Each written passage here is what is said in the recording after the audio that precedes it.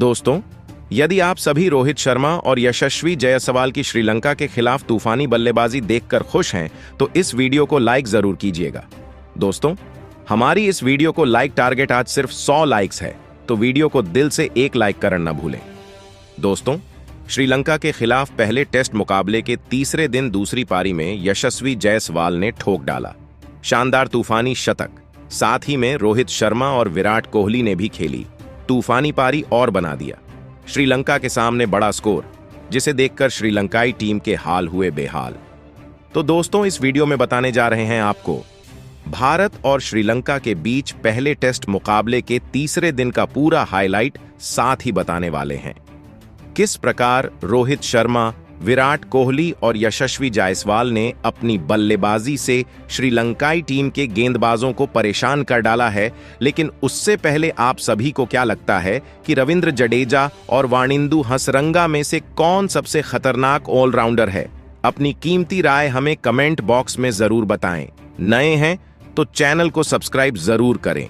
ऐसी ही क्रिकेट की अपडेट पाते रहने के लिए दोस्तों, जैसा कि आप सभी जानते हैं कि भारत और श्रीलंका के बीच 3 मैचों की टेस्ट सीरीज खेली जा रही है, जिसका पहला टेस्ट मुकाबला आर प्रेमदासा क्रिकेट स्टेडियम में खेला जा रहा है।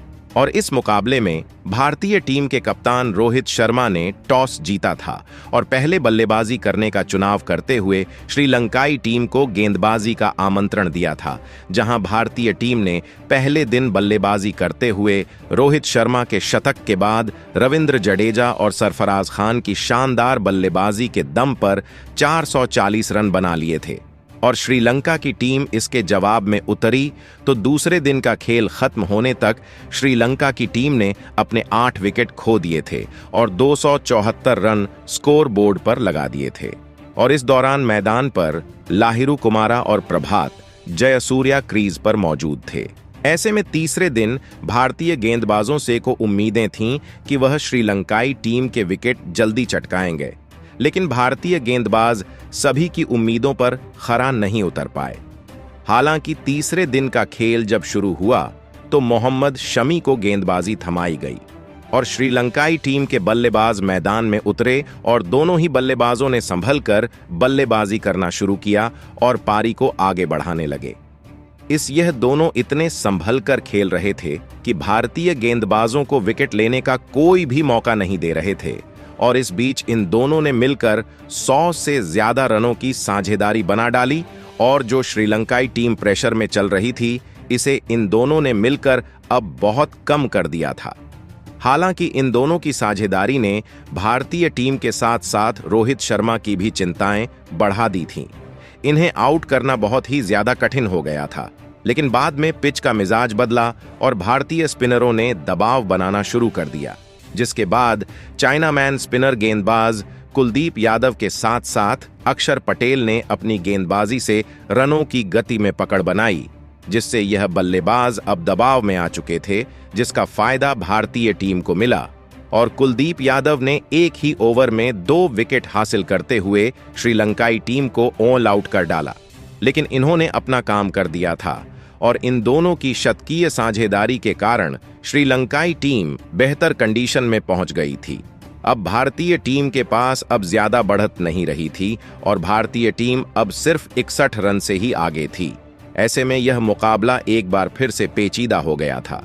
अब पलटवार दोनों तरफ हो सकता था, जहां तीसरे दिन पहले सेशन में श्रीलंका की टीम ने अपने पूरे विकेट खोकर 377 रन बना लिए थे और श्रीलंका की पारी के समाप्त होने के साथ ही तीसरे दिन के लंच की घोषणा कर दी गई, जिसके बाद हुआ। और लंच के बाद जब खेल शुरू हुआ तो अपने स्कोर को आगे बढ़ाने के लिए एक बार फिर भारतीय टीम मैदान में उतरी, जहां रोहित शर्मा के साथ यशस्वी जायसवाल एक बार फिर से पारी की शुरुआत करने मैदान में आ चुके थे।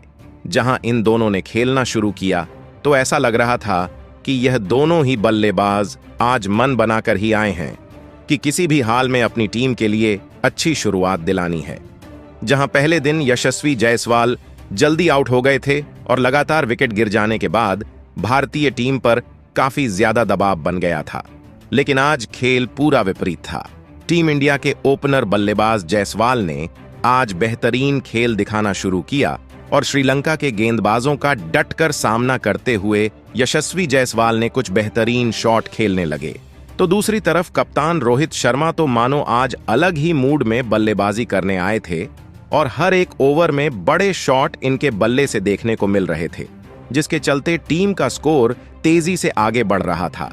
जहां ऐसी ही बल्लेबाजी करते हुए सबसे पहले तो जायसवाल ने अपना अर्धशतक सिर्फ 40 गेंदों में पूरा कर लिया था और अब यशस्वी जायसवाल और रोहित शर्मा को रोक पाना नामुमकिन सा हो गया था। श्रीलंकाई कप्तान धनंजय डी सिल्वा पूरी कोशिश में लगे हुए थे कि कैसे भी करके एक विकेट निकालकर भारतीय टीम को दबाव में डाला जाए और वह अपने गेंदबाजों में बदलाव किए जा रहे थे। लेकिन यह तो संभव ही नहीं हुआ, क्योंकि दोस्तों भारतीय बल्लेबाज तो टेस्ट क्रिकेट में T20 के जैसी बल्लेबाजी कर रहे थे और यशस्वी जायसवाल का बल्ला चलता देख श्रीलंकाई गेंदबाजों के पसीने छूट रहे थे। जहां लाहिरू कुमारा से लेकर कमिंदु मेंडिस, जिन्होंने पहली पारी में भारतीय टीम के शुरुआत में ही विकेट चटका दिए थे, आज पूरी कोशिश कर चुके थे पर दोनों को आउट ही नहीं कर पा रहे थे और ऐसा लग रहा था कि यशस्वी जायसवाल के सामने यह अपनी लाइन लेंथ ही भूल बैठे हों। जहां दोस्तों यशस्वी जायसवाल कहां किसी के भी जाल में आसानी में फंसते, तो वहीं दूसरी तरफ कप्तान रोहित शर्मा का भी उन्हें बेहतरीन साथ मिल रहा था। जहां रोहित शर्मा हर ओवर के बाद उनसे बातचीत भी कर रहे थे और दोस्तों यहां रोहित शर्मा और यशस्वी जायसवाल ने मिलकर टीम इंडिया को 100 रनों का आंकड़ा सिर्फ 30वें ओवर में ही पार करा डाला था। जहां कप्तान रोहित शर्मा भी अपने अर्धशतक के बेहद करीब चल रहे थे और लाहिरू कुमारा के 32वें ओवर में रोहित शर्मा ने एक गगनचुंबी छक्का पुल शॉट के जरिए झड़कर अपना अर्धशतक भी पूरा कर लिया और इसके कुछ देर बाद ही दूसरे सेशन की समाप्ति की घोषणा कर दी गई और भारत के पास अब 150 रन से ज्यादा की बढ़त हो चुकी थी। और सबसे अच्छी बात यह थी कि टीम ने अभी तक कोई भी विकेट नहीं खोया था और फिर चायकाल के बाद एक बार फिर से मैच शुरू हुआ, जहां दोनों सलामी बल्लेबाजों ने अपनी अर्धशतकीय पारियों को आगे बढ़ाते हुए टीम के स्कोर को भी आगे बढ़ाने लगे। लेकिन दोस्तों इसके बाद ज्यादा देर तक यह जोड़ी आगे बढ़ नहीं पाई और भारतीय कप्तान रोहित शर्मा के रूप में पहला बड़ा झटका यहां भारतीय टीम को लगा। जी हां दोस्तों, रोहित शर्मा कप्तान धनंजय डी सिल्वा के 37वें ओवर की पहली ही गेंद पर अपना विकेट गंवा बैठे। हालांकि रोहित शर्मा ने DRS जरूर लिया, जिसमें दिखाया गया कि रोहित शर्मा विकेट के सामने पाए गए और बॉल विकेट के साइड से टकराकर गुजरी, जिससे अंपायर्स कॉल के कारण रोहित शर्मा को पवेलियन जाना पड़ा। साथ ही टीम ने एक रिव्यू भी गवा दिया। लेकिन दोस्तों रोहित शर्मा ने टीम के लिए शानदार शुरुआत दिला दी थी और अपनी बल्लेबाजी में भी उन्होंने भारत के लिए बेहतरीन 78 रन की पारी खेली थी। जहां दूसरी तरफ यशस्वी जायसवाल शतक के बेहद ही करीब थे और अब उनका साथ निभाने के लिए शुभमन गिल मैदान पर उतर चुके थे। जहां शुभमन गिल को यशस्वी जायसवाल के साथ मिलकर साझेदारी को आगे बढ़ाने की जिम्मेदारी निभानी थी और शुभमन गिल ने आते से ही संभल कर खेलना शुरू किया। लेकिन दोस्तों शायद शुभमन गिल का बैड लक उनका पीछा नहीं छोड़ रहा था और आज के इस मुकाबले में भी गिल ज्यादा कुछ कमाल नहीं दिखा पाए और असिता फर्नांडो की सीधी आती हुई गेंद को प्लेट कर बैठे, जो कि सीधे सामने की तरफ उठी और उसे असिता फर्नांडो ने आसानी से लपक लिया। जहां सामने खड़े यशस्वी जायसवाल के साथ साथ गेंदबाज फर्नांडो भी हैरान थे कि ऐसा कैसे हो गया और पवेलियन में बैठे विराट कोहली और रोहित शर्मा का भी शॉकिंग रिएक्शन कैमरे में देखने को मिला। जहां भारतीय टीम को दूसरा बड़ा झटका लगा और शुभमन गिल इस मुकाबले में सिर्फ 24 रन बनाकर पवेलियन लौट आए।